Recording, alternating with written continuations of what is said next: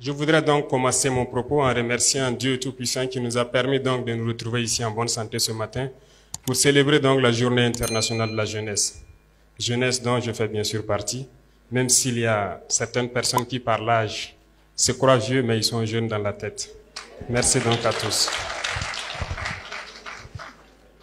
Nous célébrons donc cette journée dans un contexte un peu particulier comme les prédécesseurs l'ont signifié, ce contexte de conflit.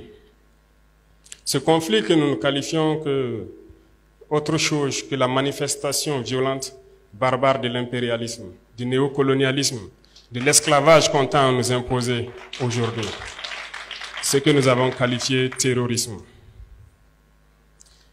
Mais comme ils l'ont dit, nous avons fait appel à la jeunesse à un moment donné pour combattre ce fléau. Et la jeunesse a répondu massivement. Aujourd'hui, plusieurs jeunes sont enrôlés comme VDP et d'autres attendent. Nous pouvons les voir à travers les artères de nos villes. Cela nous va droit au cœur et nous osons croire que les jeunes ont compris pourquoi nous devons nous battre. Si nos aïeux se sont battus pour nous léguer des terres qu'on appelle aujourd'hui Burkina Faso, cela veut dire que nous devons nous battre aussi pour léguer quelque chose à nos enfants. Si Dieu a fait que notre génération est confrontée donc aujourd'hui à ce combat, c'est parce qu'il sait que nous avons la capacité d'y arriver.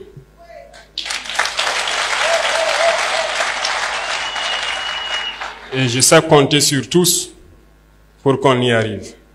Le combat n'est pas seulement que militaire sur le terrain, mais le combat est beaucoup plus profond. Dans ce sens que nous devons aussi combattre à changer la mentalité. Notre génération a peut-être grandi dans un système qui nous a façonnés, qui est très difficile à changer peut-être, mais pas impossible. Peut-être que parmi nous, certains se retrouvent encore avec peut-être des caractères dont on ignore la portée, mais j'aime le dire, pour citer un auteur, il n'est pas d'homme plus méchant qui ne puisse changer son cœur si on lui enseigne comme il le faut les voies de la sagesse. Je pense que chacun d'entre nous peut changer. Et dans ce sens, il y va de soi qu'on puisse se pardonner lorsque quelqu'un n'est pas sur la voie qu'on espère, mais en même temps en lui enseignant les bonnes manières pour qu'on puisse changer.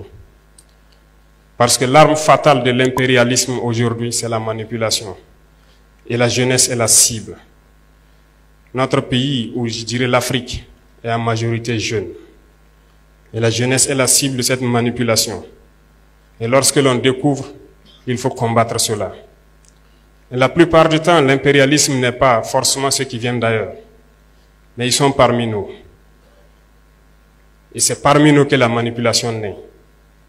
J'invite la jeunesse à s'en départir, à toujours chercher l'information juste et à toujours penser à nos patries, à nos différentes patries partout en Afrique.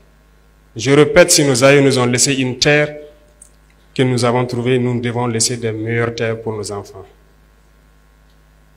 En ce sens, aujourd'hui, nous sommes réunis pour parler donc des problèmes de la jeunesse. Nous allons nous faire des promesses, certes, voir des perspectives, mais aussi se lancer des défis. Je pense que le parrain et la marraine vous ont lancé des défis. Et le ministre a souhaité vous donner chacun 300 francs.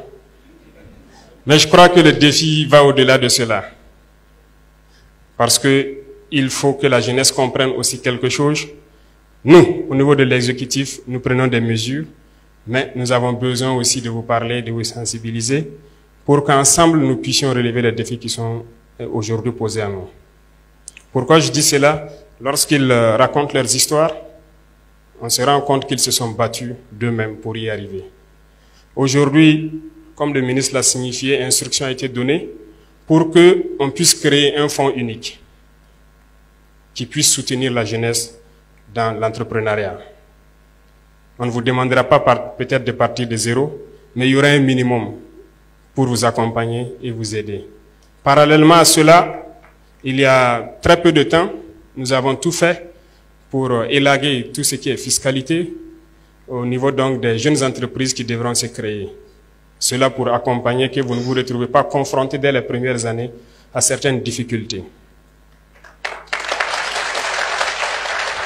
En plus de tout ça, je pense, comme il l'a annoncé, nous pensons beaucoup à la formation professionnelle.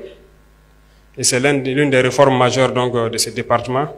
Et je pense qu'au passage à l'université, on l'avait bien fait savoir, il ne s'agit pas aujourd'hui de bosser, d'avoir un diplôme et de chercher à être employé. Il s'agit aussi d'apprendre des métiers et de pouvoir exercer. Donc, nous cherchons aujourd'hui à réorienter une bonne partie de la jeunesse vers l'emploi professionnel. Ce qui va sans dire que nous devrons construire beaucoup de centres de promotion donc, de l'enseignement professionnel et pouvoir apprendre beaucoup de métiers aux jeunes parce que ici nous regorgeons de beaucoup de ressources. Il y a assez de réformes donc en faveur de la jeunesse qui sont en cours et à travers le monde nous avons pu comprendre que nous pouvons y arriver parce que nous avons assez de ressources à faire valoir à l'extérieur. Nous nous sommes centrés par exemple sur l'agriculture actuellement qui est très important pour nous. Parce que je le disais tantôt, l'autosuffisance alimentaire, c'est un combat. C'est un combat parce que lorsque nous parlons de dignité, nous parlons d'honneur, si vous n'êtes pas autosuffisant, vous n'avez aucune dignité. Lorsqu'un père doit rentrer le soir à la maison et qu'il n'a aucune graine à mettre dans l'assiette de son fils, il ne peut pas parler de dignité. Toute la famille vivra dans l'indignité parce que la femme devra se battre comme elle peut, de toutes les manières que vous puissiez imaginer, pour trouver à manger. Il n'y a pas de dignité une fois qu'on ne mange pas sa faim. Il n'y a pas de dignité lorsque nous tendons la main.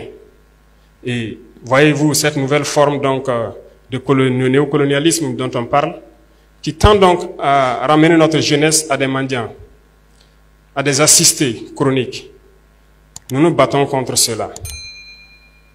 Lorsque vous dites à un partenaire qui est prêt peut-être à vous servir de, comment je dis, mobile money, jusqu'à 100 milliards, mais lorsque vous dites à ce même partenaire, non, servez donc à mobile money 20 milliards, et 80 milliards, nous allons faire des projets structurants donc, de production agricole pour les jeunes, ils ne sont pas d'accord. Ça doit nous interpeller. L'objectif, c'est de vous maintenir dans cet assistanat permanent. C'est de vous empêcher de pouvoir produire de vous-même et de vous en sortir. Et chaque fois, on vous donnera un peu et on vous dira de rester là. N'ayez pas peur d'entreprendre. N'ayez pas peur d'entreprendre, il faut vous lancer. C'est dur, souvent très dur. Vous allez trébucher. Vous allez souvent vous retrouver à genoux. Comme diraient certains, profitez, faites une prière, appuyez sur la paume, relevez-vous et marchez toujours. Ne vous arrêtez jamais.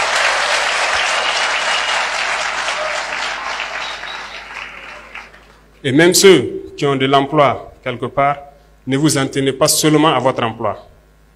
Cherchez à investir, cherchez à développer quelque chose d'autre en parallèle. Parce que depuis, comme je vous disais, notre génération est dans un système assez complexe. On nous a peut-être appris qu'il faut juste avoir un emploi, un bureau, et on s'assoit et voilà, le salaire tombe à la fin du mois. Ça ne peut pas vous rendre heureux, ça ne peut pas. Votre salaire doit servir à développer quelque chose d'autre. Nous, nous sommes militaires. Moi, je suis entrepreneur aussi depuis quelques années de cela, en tant que jeune. Parce que nous ne sommes autorisés qu'à faire que l'agriculture, l'élevage. Je pense que les dévanciers qui ont mis ça dans les textes, ils ont très bien compris. Et nous, nous participons donc à cela. Nous avons essayé, nous avons vu que c'est dur, mais la plupart du temps, lorsqu'on persévère, on peut finir par se frotter les mains. Donc je vous encourage à ne pas vous décourager. Pour ceux qui sont en train de chercher à entreprendre, ne vous découragez jamais. Il faut reprendre. Le chemin est toujours plein d'embûches. Mais vous ne devez pas vous arrêter, parce que vous allez finir par réussir. Nous sommes extrêmement riches ici au Burkina, nous pensons le temps à le dire. Aujourd'hui, nous décidons de réorganiser un peu notre société. Certes, certains textes ou certaines conventions qui avaient été signées étaient très contraignantes, faisaient que notre pays aurait du mal à s'en sortir. Aujourd'hui, grâce à vous, nous sommes en train de relire beaucoup de textes pour essayer de donner à nos nations ce dont elles doivent mériter. C'est dans ce sens que lorsque nous prenons par exemple le volet de l'orpaillage, votre thème en dit long sur l'employabilité des jeunes en milieu rural, beaucoup de nos jeunes se retrouvent aujourd'hui sur les sites artisanaux de production, dans des conditions les plus pénibles. C'est peut-être ce qui s'est passé en Europe ou en Amérique dans les années 1800. Lorsque les hommes rentrent eux-mêmes dans des galeries, qu'ils creusent eux-mêmes pour sortir le minerai, nos jeunes continuent de vivre cela, au péril de leur vie. Nous essayons aujourd'hui de moderniser un peu. C'est à l'issue de ça que nous avons créé donc la SONASP, une société qui va se permettre de pouvoir exploiter et de commercialiser nos substances précieuses, notamment l'or. L'or que les jeunes exploitent, que d'autres personnes viennent acheter à vil prix et qui contribuent à nourrir le terrorisme qui sort du pays sans que nous n'ayons aucun contrôle, nous avons décidé de créer cette société pour essayer de reprendre le contrôle de nos sites miniers et pouvoir permettre aux jeunes qui y sont de produire de façon plus mécanisée et plus respectable.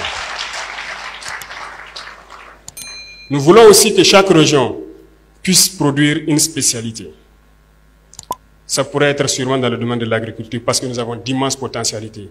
Nous avons des réserves d'eau naturelles, des lacs un peu partout à travers le pays, des rivières qui coulent et des barrages par-ci par-là, mais qui ne sont pas exploités.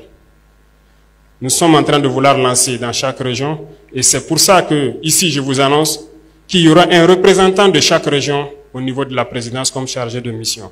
Ce processus est en cours. Ces gens donc devront prendre les préoccupations de la jeunesse et surtout aussi des femmes qui se battent jour et nuit pour que nous puissions agir de façon progressive là où nous devons agir. Parce que cette lutte que nous avons aujourd'hui contre le terrorisme ne se fait pas uniquement par les armes, mais également par le développement. Tant que la jeunesse n'aura pas d'emploi, elle sera toujours tentée d'aller vers là où c'est facile d'avoir de l'argent. Je souhaiterais vous dire, et j'insiste dessus, de ne pas avoir peur de risquer. L'entrepreneuriat, c'est du risque. Nous avons élagué tout ce qui est fiscalité autour. C'est un message à l'endroit de vous les jeunes. Initiez quelque chose. N'ayez pas peur de risquer. Pas de risque, pas de plaisir. Risquez, lancez-vous. On vous accompagnera autant qu'on peut. Et pour ceux qui se battent actuellement, nous essayons de faire le maximum possible pour donner tout ce dont ils ont besoin. C'est le lieu pour moi de rendre hommage donc à tous ces jeunes qui se sont engagés sans état d'âme, comme VDP, qui sont aujourd'hui sur le terrain, sous la pluie, sous la brume, dans la boue, partout où on les demande de partir, ils se battent sur le terrain pour essayer de récupérer nos terres et donner donc à ce pays ce qu'on appelle l'intégrité territoriale. Et chacun à son niveau doit donc pouvoir aussi, à défaut de prendre la Kalachnikov, prendre autre chose pour participer au développement de cette patrie. Et ça, nous ne comptons que sur vous les jeunes. Je disais tout de suite donc aux parrains et à la marraine que j'allais forcer la main à ces grands opérateurs économiques du pays, et je pense que certains sont là. Donc apprêtez-vous, on va vous forcer la main pour créer des initiatives donc pour les jeunes. Nous avons donc lancé l'APEC dans ce sens-là pour permettre de créer ce qu'on appelle nos entreprises que nous voulons mettre sur place. Parce que nous le disons, c'est inconcevable que nous puissions ici produire de la tomate et que nous importons de la pâte de tomate. C'est absurde que nous avons tous les produits oléagineux ici et que nous ne puissions pas les transformer. Nous avons lancé cela et je vous invite à souscrire massivement parce que nous allons créer nos entreprises ici sur place et développer. Certes, des esprits impérialistes pourront essayer de vous détourner de l'objectif, mais écoutez, visez loin, visez très loin, et réfléchissez et voyez ce qu'on va faire. Merci donc à tous ces jeunes qui sont déplacés à travers l'Afrique pour venir soutenir leurs frères et leurs camarades du Burkina Faso. Nous vous disons merci, nous vous souhaitons de passer un très bon séjour au Burkina Faso et souhaitons que vous puissiez retourner en paix et aussi lancer le message à l'endroit de toute la jeunesse africaine.